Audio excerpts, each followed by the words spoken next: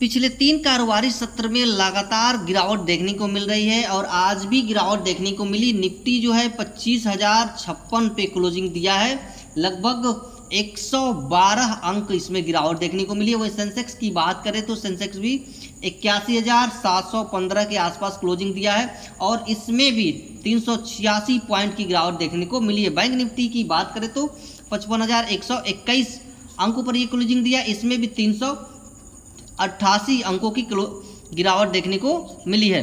पिछले एक साल की अगर हम बात करें तो पिछले एक साल में निफ्टी जो है -3.62% का रिटर्न दिया है। एक निगेटिव रिटर्न, कोई एक साल में कोई रिटर्न यहाँ पर नहीं मिला है। मैं वहाँ पर आपको चल के दिखाता हूँ कि पिछले एक साल का रिटर्न इसका क्या रहा है। देखेंगे पिछले एक साल का यहाँ पर रिटर्न, तो पिछले एक साल का ये इसका रिटर्न है। देखिए पिछले एक साल में 3.32% का रिटर्न दिया है और 860 अंक टोटल गिरा है। यानी यहाँ पर था ये इसका पिछले एक साल का हाई है, इस हाई को आज तक यानी अभी तक ये ब्रेक नहीं कर पाया है, उसके नीचे ही ये तब से ये चल रहा है।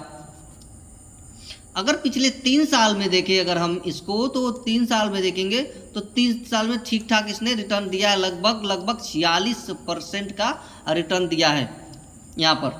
लेकिन पिछले एक साल में कोई रिटर्न नहीं मिला। तो आगे क्या होगा, अगले क्या कितनी गिरावट और देखने को इसमें मिलेगी, कहाँ जाके इसकी गिरावट रुकेगी, उस पर हम बात करते हैं। और आज गिरावट का तीसरा दिन था निफ्टी में, 18 तारीख से ही लगभग गिर रहा है। इस कारोबार सत्र का तीसरा दिन था, सोमवार को भी गिरा, मंगलवार को भी गिरा और बुधवार को भी गिरा।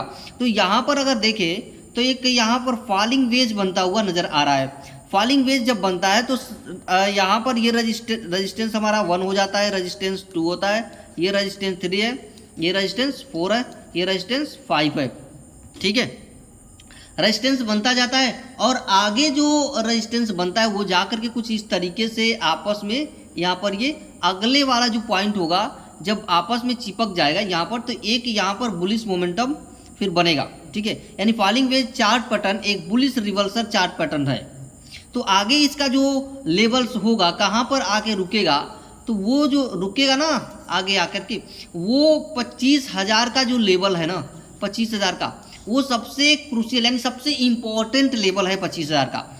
अभी यहाँ पर जो क्लोजिंग है आपका वो 25,056 है, 25,000 पर इसको रुकना चाहिए। अगर 25,000 को तोड़ देता है तो उससे नीचे 24,900 के आसपास रुकना चाहिए। फिर 24,900 पे फिर एक छोटा सपोर्ट दिख रहा है, इसको भी तोड़ेगा तो और नीचे जाएगा। लेकिन हाँ 25,000 के लेवल को तोड़ना नहीं चाहिए, क्योंकि निफ्टी जब भी ऊपर 25,500 को क्रॉस करती है वहीं से फिर से गिर जाता है। ये पिछले कितने महीनों से यही चल रहा है, जैसे ही 25,500 को क्रॉस करेगी वो वहीं से रिवर्स होकर गिर जाएगी। ठीक है, तो आगे की जो सपोर्ट और रेजिस्टेंस बन रहा है, अभी यहाँ पर और गिरावट हमको देखने को मिलेगी। 25,000 हमारा सपोर्ट दिख रहा है, तो और जो गिरावट यहाँ पर देखने को मिलेगा उस पर अगर हम बात करें यहाँ पे ऑप्शन चेन की मदद से, तो देखिए 25,000 पर एक अहम सपोर्ट है। 1,51,000 यहाँ पर भीड़ जमा हुई है। ओआई कंट्रैक्ट यहाँ पर खुला हुआ है और इसके एवज में 71,000 है। तो 25,000 एक इम्पॉर्टेंट सपोर्ट लेवल बन रहा है। और रेजिस्टेंस की बात करें तो 25,100 का जो है यहाँ पर एक रेजिस्टेंस क्रिएट हो रहा है। यहाँ पर 85 है तो यहाँ पर 96। उसके बाद अगला जो रेजिस्टेंस क्रिएट हो रहा है 1,26,000 कॉल ओआई है, यहाँ पर कॉल सेलर मौजूद है, इसके ऊपर से वो जाने नहीं देंगे और यहाँ पर 25,000 पर रुकने की पूरी कोशिश करेगा, यहाँ पर फंसेगा कल। अभी जो है यहाँ पर वो 25,056 के आसपास है और 25,100 पर है, यानी दोनों के बीच में यहाँ पर टिका हुआ है। यहाँ पर देखिए 33,000 है, यहाँ पर देखिए तो 49,000 है।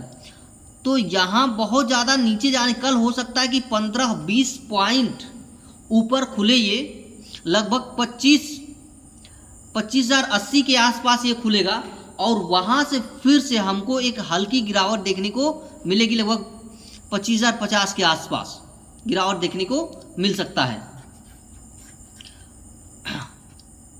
इससे ज़्यादा गिरावट नहीं उम्मीद की जा रही है, क्योंकि यहाँ पर जो अगला जो सपोर्ट रेजिस्टेंस, अगला जो सपोर्ट हमारा दिख रहा है वो 25,000 पर दिख रहा है। इससे ज़्यादा नहीं जाना चाहिए, क्योंकि 25,000 से पुनः एक बार यहाँ पर राइजिंग वेज जो फॉलिंग वेज जो बनता हुआ नज़र आ रहा है वो वहीं से रिटर्न्स होने की कोशिश करेगा, ठीक है।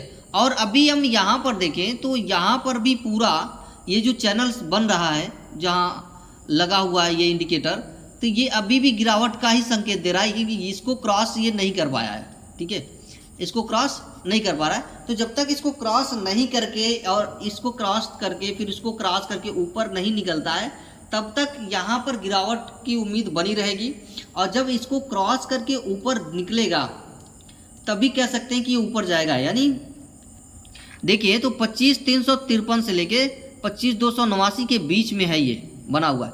तो 25,289 25,353 इस लेवल्स को तोड़ करके ऊपर निकलना पड़ेगा। नहीं, सबसे ऊपरी लेवल जो 25,353 उसको तोड़ करके जब ऊपर निकलेगा तब जाके यहाँ पर 25,500 की ओर हम उम्मीद कर सकते हैं। लेकिन फिलहाल अभी तो 25,289 को इसको तोड़ना होगा। तो 25,289 को जब तक नहीं तोड़ेगा तब तक कुछ कह नहीं सकते। और अभी भी देख रहे हैं यहाँ पर तो लोअर लो यहाँ पर देखिए ये हाई लगा, फिर उसके नीचे एक लो, फिर उसका लो टूटा, फिर उसका भी लो टूट गया यहाँ पर। यानी ऊपर जो हाई है इस हाई को ये तोड़ नहीं पा रहा है, मिला है तो इस हाई को भी तोड़ नहीं पा रहा है। तो अगला जो हो सकता है हमारा जो कल बनेगा वो कुछ इस तरीके का बनेगा, ठीक है। तो आगे अभी भी यहाँ पर गिरावट की उम्मीद है और गिरावट कहाँ तक है 25,000 तक यहाँ पर गिरावट दिख रही है। और 25,000 पर आकर के जैसा कि यहाँ पर मैं पहले ही आपको कहा था कि 25,000 पर आकर के यहाँ पर आएगा, फिर यहाँ पर, ठीक है।